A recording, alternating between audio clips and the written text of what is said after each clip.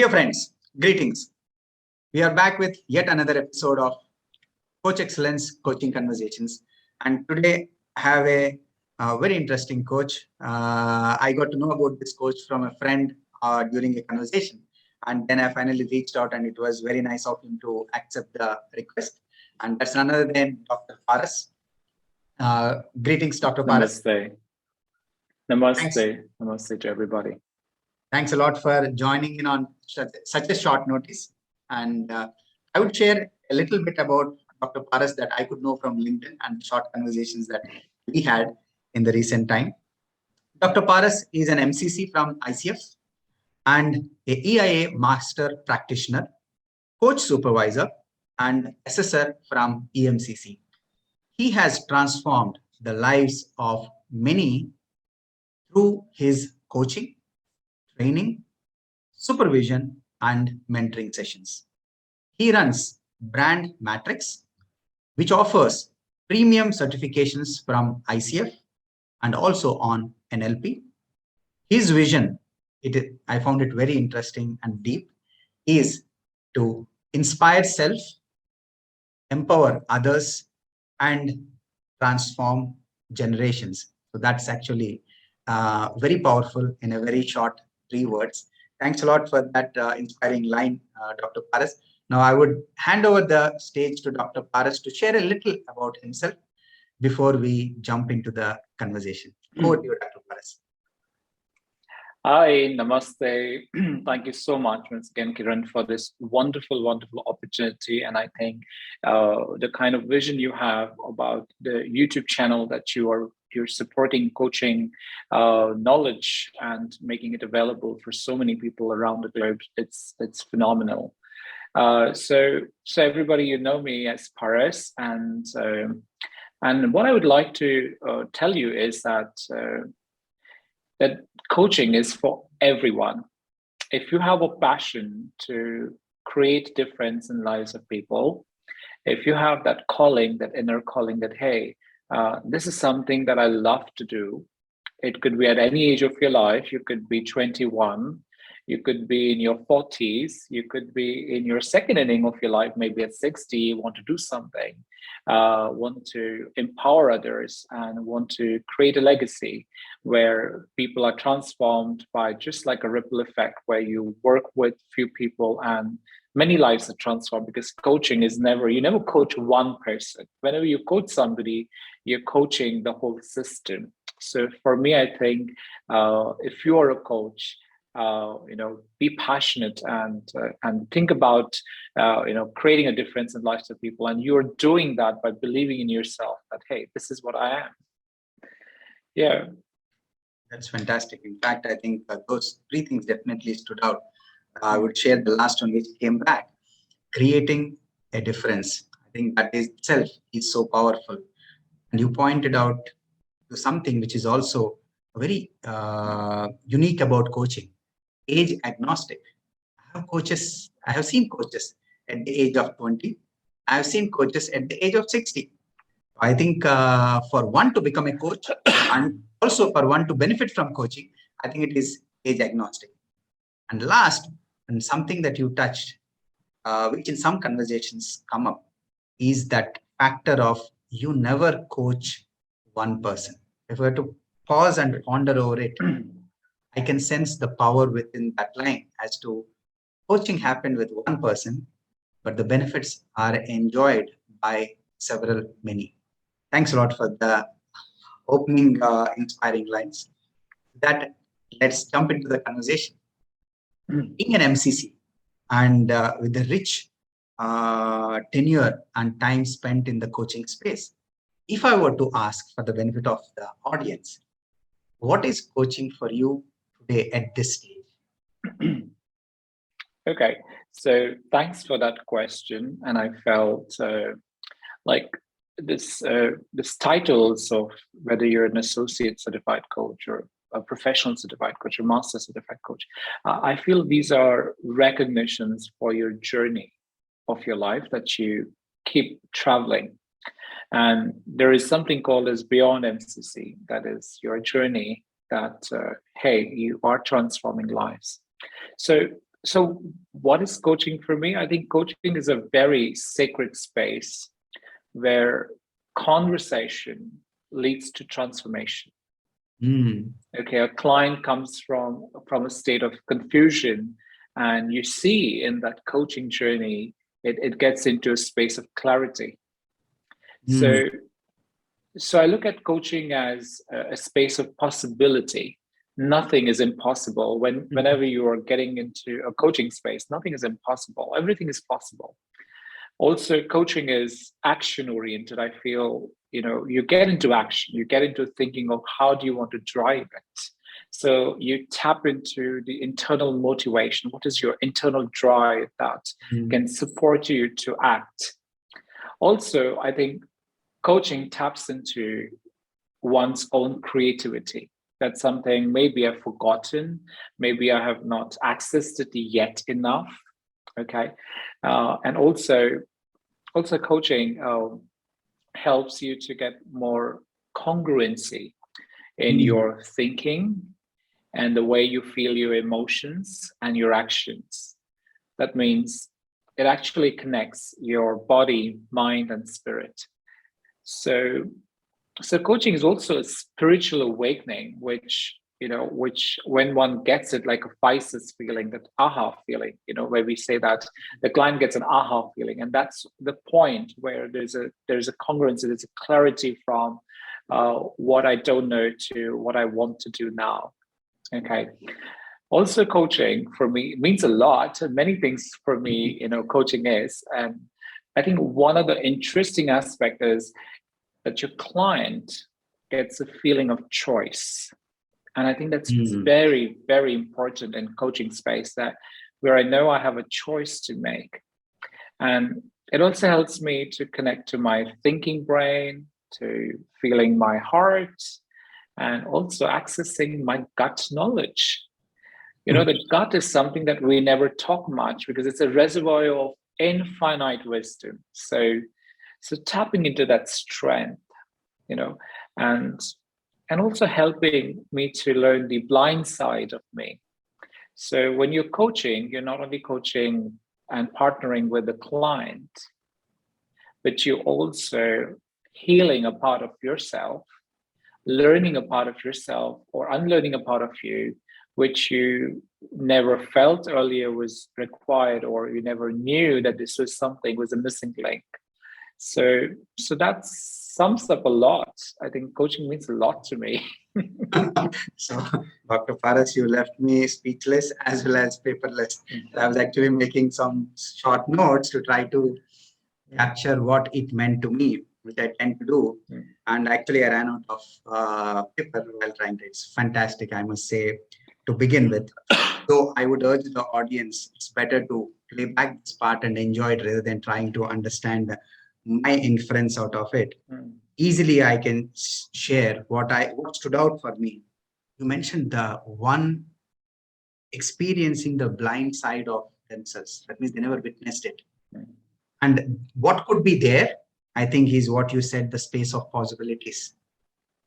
Plenty of possibilities are there. You mentioned something which all resonates with all of us, sacred space. And you mentioned about conversation leading to transformation. Always looked at it as a simple conversation, but leads to a transformation. Confusion to clarity. Who doesn't want to be in this space?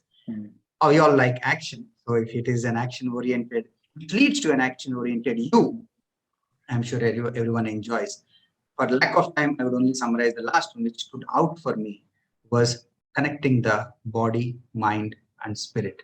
And when all these are in congruence, I think what's possible is only unlimited. With that, I'll pause, not sharing what else came to my mind, because it's a beautiful way you articulated it. With that, let's move to the next one, so we get to enjoy some more, a lot more in the coming questions. Often asked, often questioned, who benefits from having a coach? Okay, that's a very interesting question, Kiran. I think I would probably like to ask you, who does not benefit from coaching? I think the whole world today is is having, is getting a coaching culture. So coaching is now is not just a want; it's a need in every house. Post pandemic, if you see, there's a huge requirement for mental health workers, coaches. There's a high demand for coaches in corporate. So I think in every house, in every corporate, in every business sense, we need a coach. And like personally, if you ask me, I do a lot of work in a legacy business. Like if there is a generation gap between different generations, people who started the business and moved that business to greater heights, and now they have to move to the next generation. And the other generation, the new generation, is where they've gone to different colleges, got more awareness, more digitalization, understanding about how the world operates. And the other generation is more about how do we to generate business and how do we maintain that. So there is a generation gap that leads to a lot of communication gap between these generations, where people do not understand each other's expectations. Where are they? So again, coaches play a very vital role in supporting different generations to communicate effectively. Also, there is a lot of technological gap today, one where the old generation is happy in the way they are working, while the new generation is more about, hey, we want to change something, we want to make it more global. Now, from local to global thinkers, So again, both are thinking and their best version and their best capacity. Now, how do we connect? How do we build bridges rather than creating a space where there is a value conflict, because both of them have a common vision to grow their business. But then the process is where I think coaches play a very vital role in supporting them to have like a catalyst, like you partner with them, you make them aware about what they are and what they want to do and how do they want to cater to work collaboratively with each other. How do we partner with each other? Now, this partnership word is not just a word that we use in English, but in coaching language, this is a very powerful word. How do you partner in a process where there is a synchronicity, there is a collaborative approach, and there's a lot of respect in the whole process. Again, if we look back to who can benefit is corporates, okay? And corporates, I divide that into two main aspects. One is today, if you see at leadership at different levels, there is a lot of complexity in the communication style because of different generations, and people are scattered in different, now after the COVID or even today, people operating from their homes. So again, communication seems to be very complex. Or how do we articulate, as a leader, how do I articulate to my team what I really want? And again, with diversity and inclusion, with different genders, different culture, there is a lot of communication clarity, or a lot of communication flow, the ebb and flow of the communication between each other. How do we really articulate the message? So again, coaches play a very vital role. So organization, growing leaders, I could call them as growing leaders, can benefit from coaches by partnering with them, making them, more, giving them a space of more self-awareness. How do you need to be today's leader? The best practices have worked well in the past, but now what are the new practices, and how comfortable are you with this changing environment, dynamic environment in your organization? Also, if you look back to the leaders at the top, the executives, the apex team, where there's a lot of loneliness, like, every decision is based on what they think. It's a lot of pressure. A decision, a confirmation can lead to success or failure. So there's a lot of loneliness on the top, and I think coaches are the best space, our best people to partner with, where there is a space of, there's no space of advice, but a space of collaboration or co-creative thinking. Got it. So yeah, and then future managers like you see today in in the colleges, moving to their masters, and they're all like, I don't call them students, I call them future managers, future leaders. So they are the changing the world there. And then parenting coaching again. So I think everybody today needs a coach. You and I, even I need my coach. I have a coach whom I've been working for the last 5 years. And then earlier, there was another coach I worked for almost 7 years. So, so I think even coaches need coach. And how ready are we to be coached? Got it. When you mentioned about the colleges, it immediately came to mind the college that I was engaged with, Shulini University, where they're trying to make coaching available for their students, which itself is a sign of things to come, shaping the future leaders, as you aptly mentioned them as a better term be used for them. And also, the line stood out for me, which you shared in the very beginning, the need in every house. So I think, and it also goes on to connect with the parent coaching possibility, where parenting has such a strong influence on what's going to come tomorrow. I think you also well captured the alignment that can happen when the previous generation takes over the baton in these large businesses, taking it forward. And obviously, it's a different world then, now. And if that alignment can be achieved with minimum friction and a lot of respect, I can sense the amount of possibilities. And I think in one word, it would be what can happen after that is plenty with unlimited possibilities.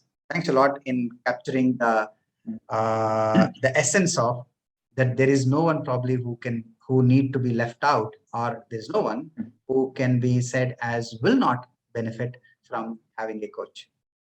Thanks for that. So with that, let's move to a third one. A fascinating question. And myths are something that are common about anything that we speak around. So you mention anything, there is few myths about it, definitely. Coaching obviously is no exception. What would be that one myth about coaching that you would like to burst for the benefit of our audience today? Okay, so maybe one of my experiences in the past, I could probably infer from there that coach will change everything in my head. So that's one of the myths when people come for coaching. So they feel that it is the coach who is going to do some sort of magic in my head, that the world will be changing tomorrow. And I look at that as a myth, because coaching is partnership. Coaching is all about accountability. So when a client comes to your, for a session, okay, it's not that the client is not aware about what he wants. It's just that the client is confused with something that he doesn't know, or she doesn't know, or it's confused about where are they right now in their decision-making process. And when you partner with a client and you work with a client, that what do you want to create? How do you want to create, and what kind of ideas do you have? So if you look at the concept of brain, or brain as a structure, so when we look at the executive brain, when it has ideas, when it knows what I want to do, when it has that begin with end in mind, the habit 2 of late Stephen Covey. So when you have that idea of what you want to create, and you have that inner drive that I want to do that, that's an inner drive in coaching. So rather than saying coach will change everything in my head, effective coaching will change everything in the client's head when the client is ready to come for a coaching session. So there is no confusion, there is a lot of clarity, and that clarity will take that next step. And that has to come within. That's the reason I use the word inspire self.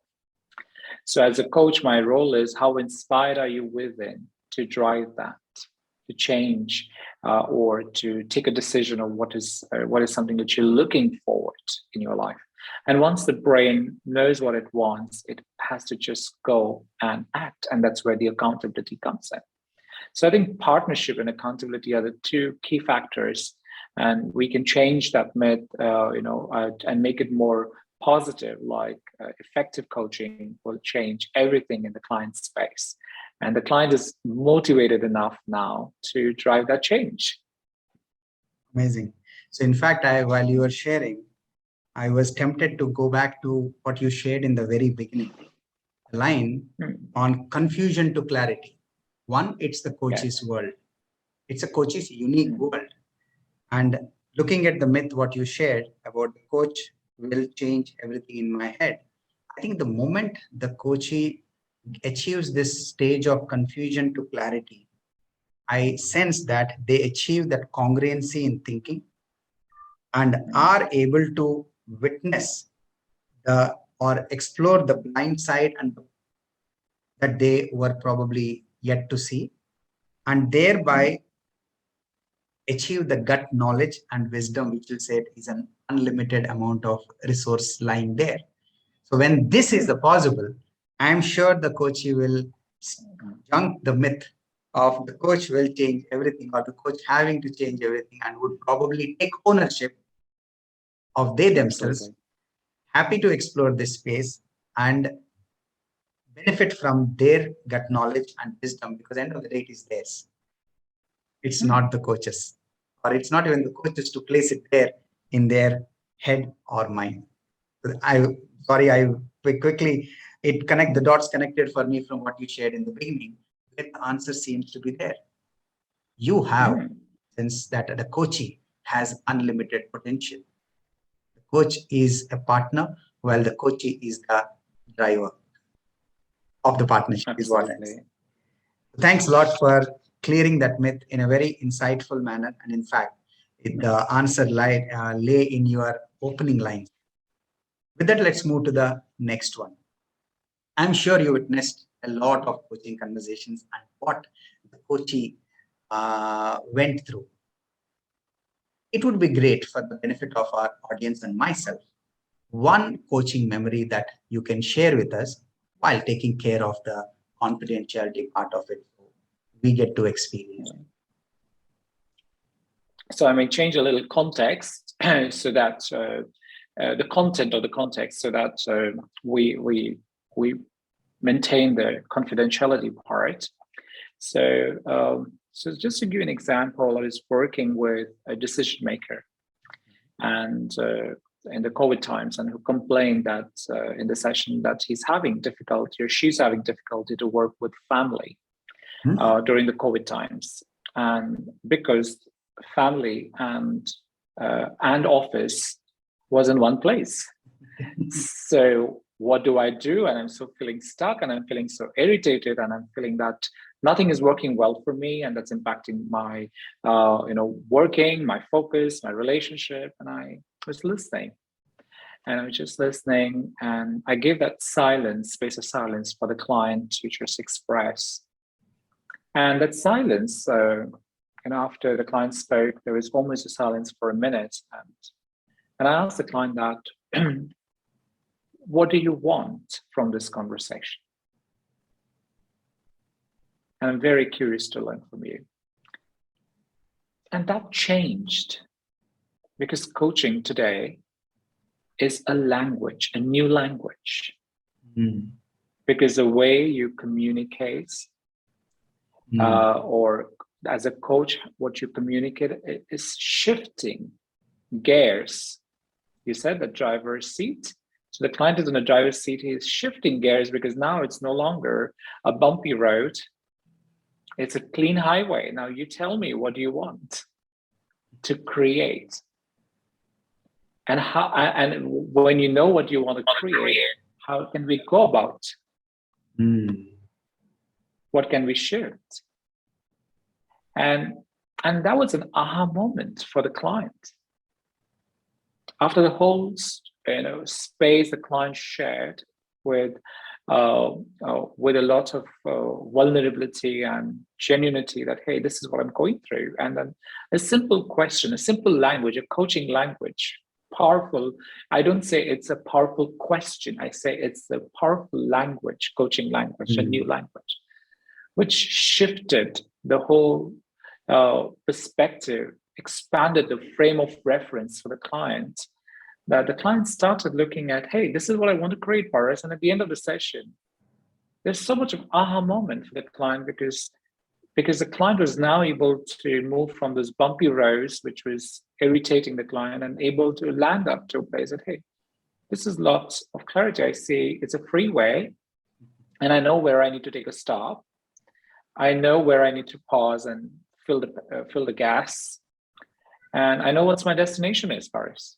Was thrilled, and these these experiences as to witness in a coaching session is a very sacred space, I call it as, because there is so much of clarity. There's so much of witnessing of what the power of coaching is.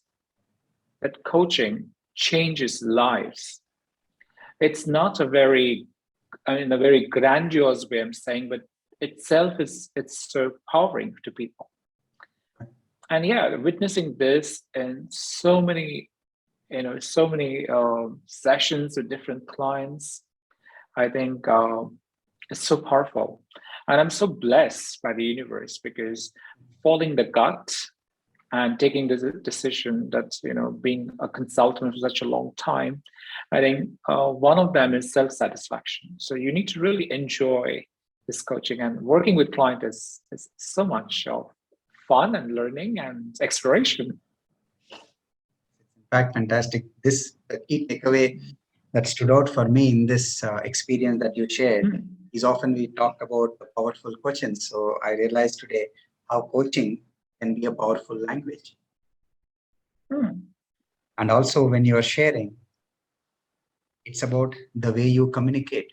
I think it makes such a big difference when the way one communicates gets better. And I think it can continue to get better in each one's journey.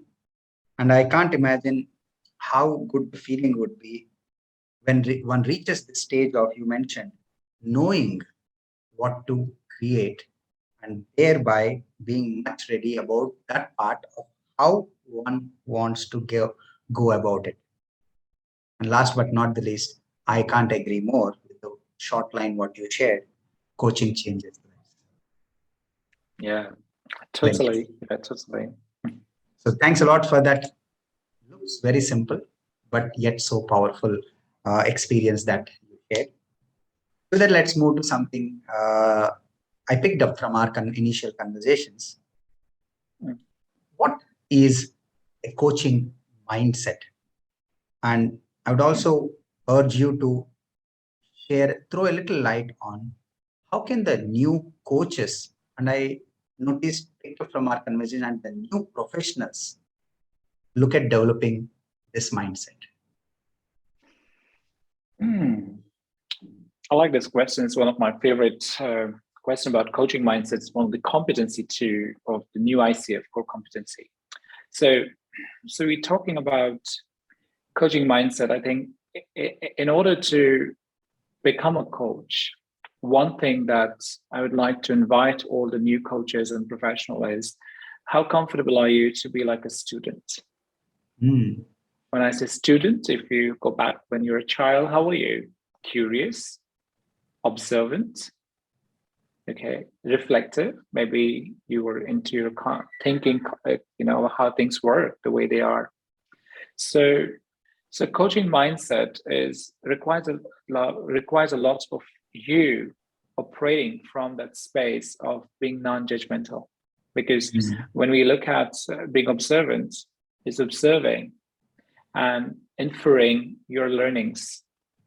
But there is a natural tendency to judge, which is fine because we can't do anything. It's given by the brain. You judge things, but when you have a judgmental attitude towards things, that is something that we need to unlearn in coachings. And that's where when people learn coaching, the first thing is to unlearn. How do you want to drop your judgments?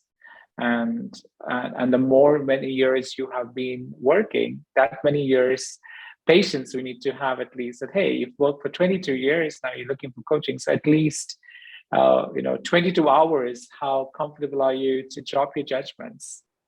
And coaching mindset requires you to be more reflective So how often do you reflect on your practice? How often do you reflect about who you are, what you do, and what motivates, what drives you to be in this space?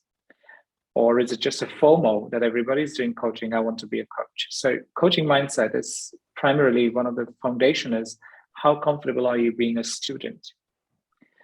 The second thing that comes to my mind is how comfortable are you to operate from a space of not knowing? The client is knowing where they want to go, but how comfortable are you to operate from a space of not knowing where this conversation is going?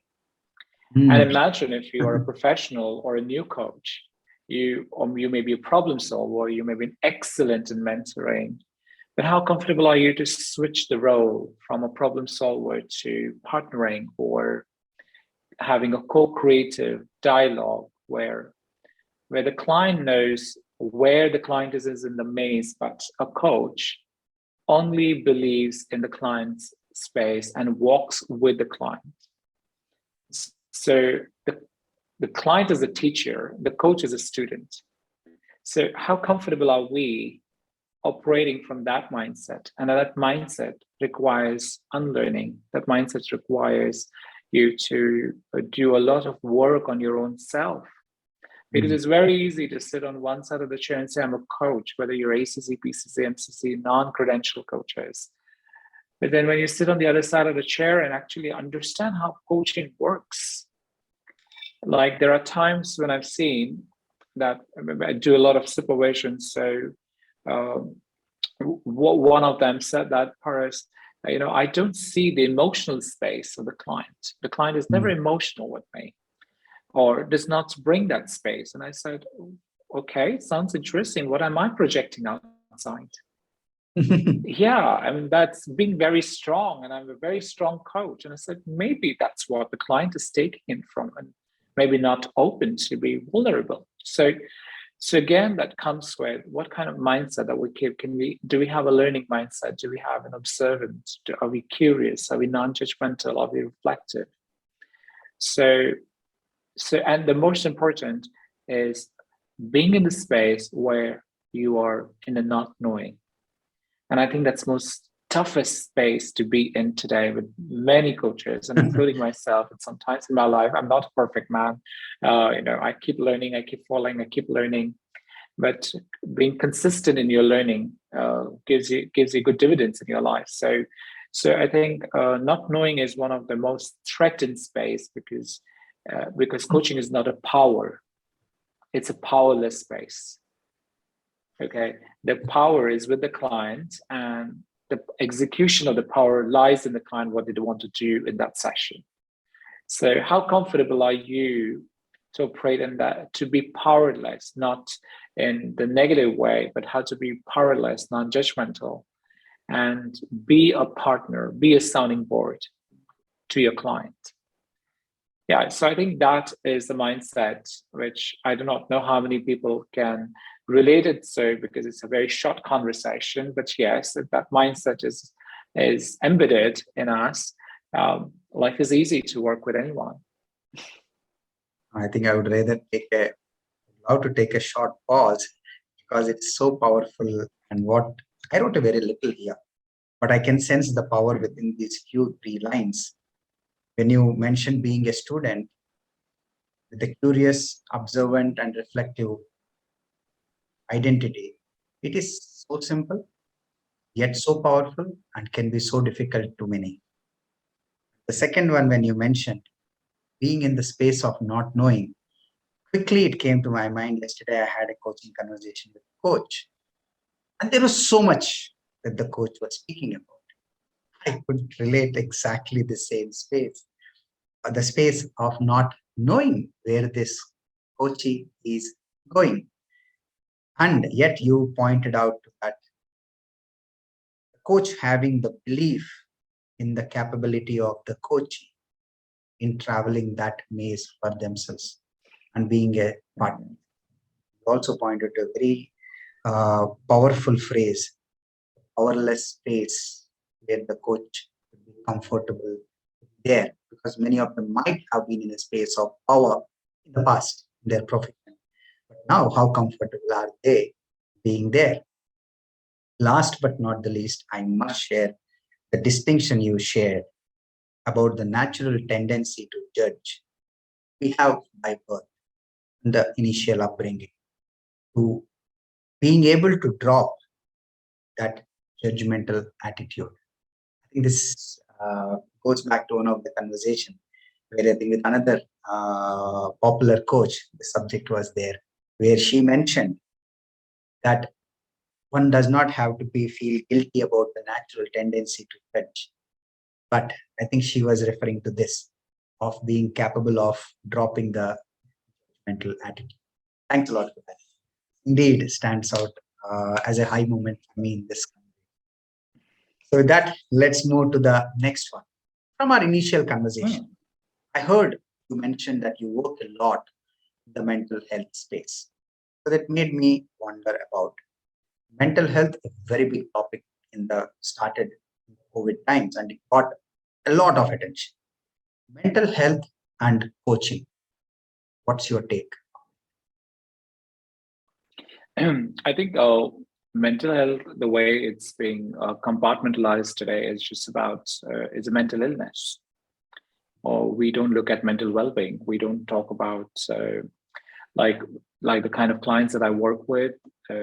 I mean, though I'm into counseling and mental health work, but when I play the role of a coach, a lot of times when clients say that I'm depressed or I'm anxious, so are they really talking about clinical depression, or are they talking about an expanded version of sadness or hopelessness feeling of what do I want to do? And again, coaching being a new language. The moment you ask these questions, things are changing in that.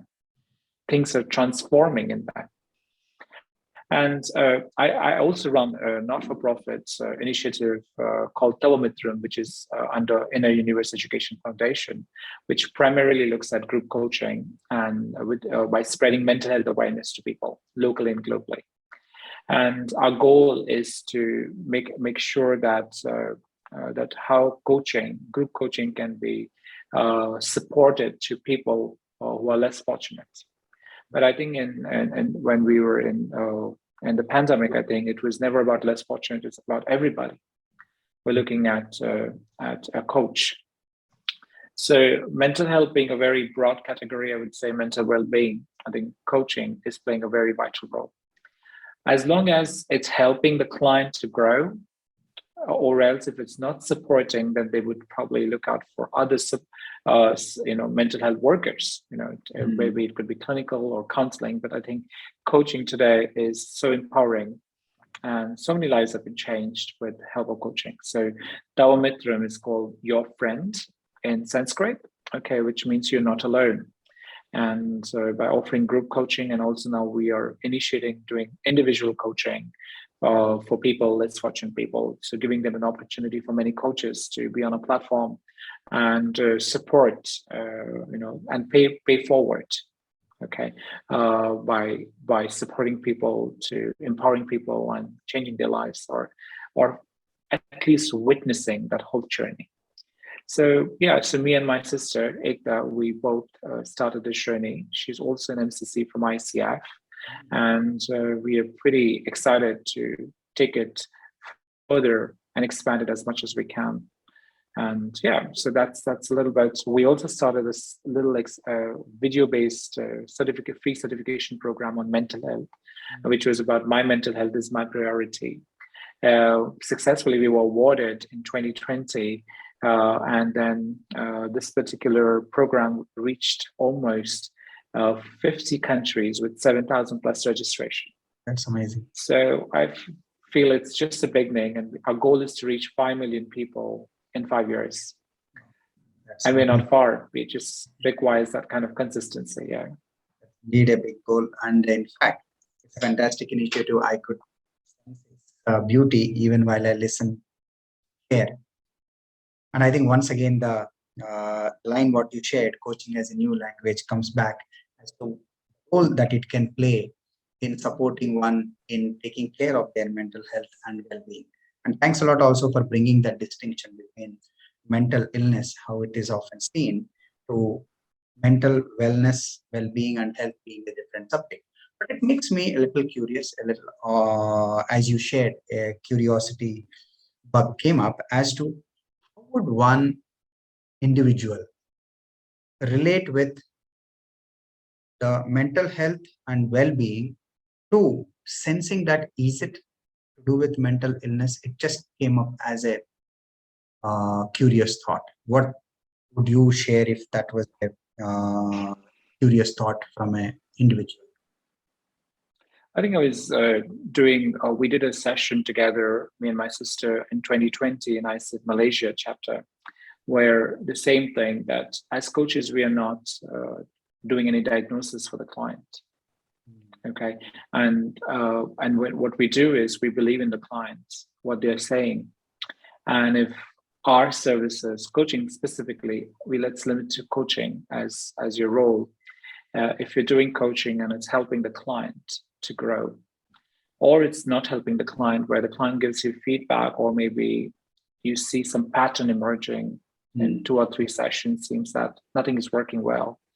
Maybe you can invite the clients. That's because we do not know, we can't get into a judgmental factor again, that, okay, it's saying I'm feeling depressed. Okay, it's a clinical depression. Go there and go to a psychiatrist, go to a counselor. I'm not the one.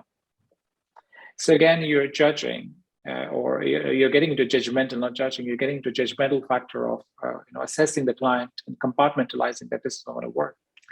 Why not you share about what you do in coaching? Okay. And the client may also have their own psychiatrist or own counselor and also coach. So I played a role of a coach where there was what we call it as a counselor, as well as a psychiatrist was there. And the client was purely working on how to make himself happy in that space, whatever the person was going through.